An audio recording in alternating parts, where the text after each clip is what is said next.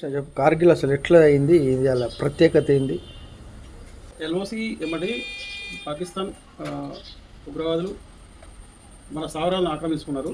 అయితే కార్గిల్ టైంలో మన ఇండియన్ జవాన్స్ 3 నెలలు విరోచిత పోరాటం చేసి కార్గిల్ సాధించుకున్నాం. మన ప్రాంతాన్ని మనం సాధించుకున్నాము. దాంట్లో భాగంగా 527 మంది మన సైనికులు చనిపోయారు. వారి కోసమని జూలై 26 నాడు కార్గిల్ స్మారక దినోత్సవం జరుపుకుంటున్నాం.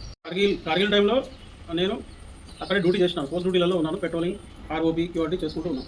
125 TA the guards regiment centre సవేరియా ఏరియాలో పోస్ట్ డ్యూటీలు చేసుకుంటూ ఉన్నాం. మిలిటరీ మీద దాడులు, సింగిల్ మూమెంట్ ఒక్కరు ఇద్దరు పోతే అక్కడ పాకిస్తాన్, మన కాశ్మీర్లో ఉన్న పాకిస్తాన్ సానుభూతి పరులు సింగిల్గా ఇద్దరం పోయినప్పుడు రాళ్ళ తీసుకొని కొట్టడం, ఎక్కడి నుంచి సైడ్ నుంచి ఉండి ఇంకోటి చేయడం, లేకపోతే తుపాకులు తీసుకొని కాల్చడం, ఇట్లాంటి బెదిరింపులకు పాల్పడేవాళ్ళు. సో మేము ఎప్పుడు కూడా ఒక టీమ్ వైజ్గా, టోలీ వైజ్గా ఎక్కడ వెళ్ళినా పెట్రోలింగ్ రూపంలో, క్యూరిటీ రూపంలో మూవ్ అయ్యేవాళ్ళం. ఒకసారి మేము కాన్వాయ్కి ప్రొడక్షన్గా వెళ్తున్న టైంలో మా బండి కొంచెం ముందుకెళ్ళినప్పుడు ఒక సందులోకి వెళ్ళి బైక్ మీద 3 మిలిటెంట్స్ వచ్చి ఆ టైంలో మా బండికి ఒక 4 బుల్లెట్స్ కాల్చింది. మా డ్రైవరు చాలా తెలివిగా చాకచక్యంగా బండి స్పీడ్ పెంచి మమ్మల్ని సేవ్ చేయడం జరిగింది.